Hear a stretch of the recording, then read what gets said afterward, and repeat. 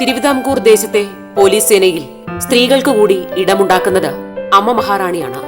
വനിതാ സേനയിൽ അംഗമായ കമലമ്മയ്ക്ക് മഹാരാജാവിനും മഹാറാണിക്കും അകമ്പടി സേവിക്കാനുള്ള അപൂർവ ഭാഗ്യവും ഉണ്ടായിട്ടുണ്ട്.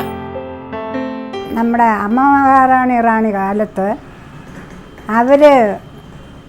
അവരുടെ കൂടെ വിസിറ്റിന് അവർ പോകുമ്പോൾ അവരുടെ കൂടെ നമ്മൾ വിസിറ്റിന് പോയി. ഇവർ കൊച്ചുവേളി അവർക്കൊരു കൊട്ടാരം ഉണ്ടായിരുന്നു. അവർ ഈ വേനൽക്കാലത്ത് അവിടെ വന്ന് സുഖവാസം 1 മാസം 15 ദിവസമൊക്കെ കാണും. അപ്പോൾ അവർക്ക് ഗാർഡായിട്ട് നമ്മൾ വേണം. പിന്നെ സ്ത്രീകളെ സ്റ്റേഷനിൽ കൊണ്ടുപോയാൽ അവർ പരിശോധിക്കാനും സ്ത്രീകൾ തന്നെ വേണം, ആണുങ്ങൾക്ക് പാടില്ല. എവിടെയെങ്കിലും പോയി കഴിഞ്ഞാൽ അത് എപ്പോഴും ഒരു സ്ത്രീ തന്നെ വേണം അവരെ ഗാർഡ് ചെയ്യാനായിട്ട്. പിന്നെ നമ്മുടെ അമ്മ റാണിയുടെ കാലത്തായിരുന്നു ഇങ്ങനെ ഒരു വനിതാ പോലീസിനെ എടുത്താൽ കൊള്ളായിരുന്നു എന്ന് അവരാണ് മുൻകൈയെടുത്തത്. അപ്പോൾ അമ്മ റാണി കാലത്ത് അമ്മ ബോട്ടിൽ നിന്ന് വരുന്ന അവസരത്തിൽ അവരെ പിടിച്ച് കയറ്റാനും എല്ലാത്തിനും ഒരു വനിത വേണം. അതിനു വേണ്ടി ഒരു വനിതാ പോലീസിനെ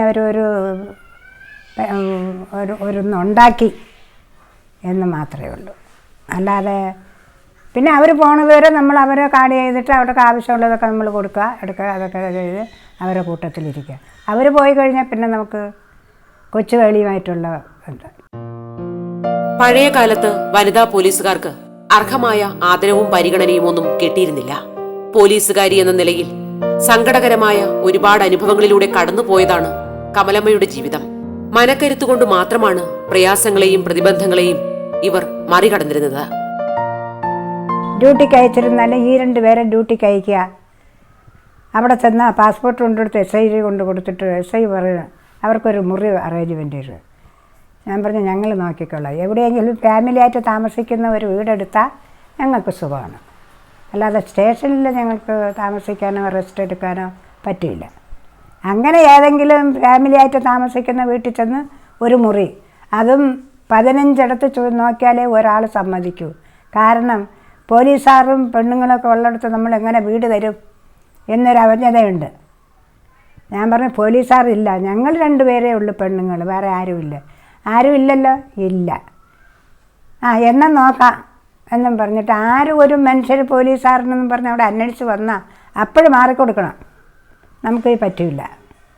അത് ആ കേസ് ഇല്ലാതെ ഇരിക്കാൻ ഞങ്ങൾ വളരെ സങ്കടപ്പെട്ട് അവിടെ കഴിഞ്ഞുകൂടി.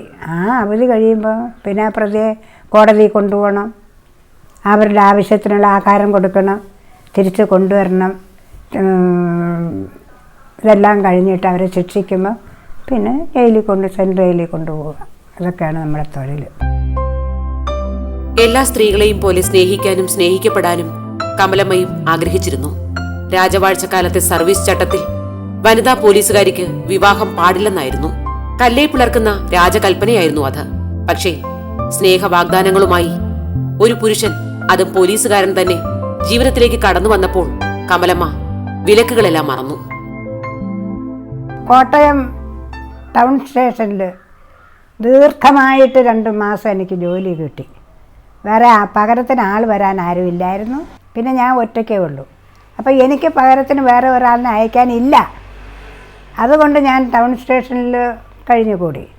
ആ നീണ്ട ജോലി അവിടെ തന്നെ എന്ന് തീർച്ചയായപ്പോൾ തന്നെ ആ സ്റ്റേഷനിൽ ഒരു കാൺസ്റ്റബിൾ ഭാസ്കരൻ നായർ എന്ന് പറയും, വൈക്കത്തുകാരനാണ്.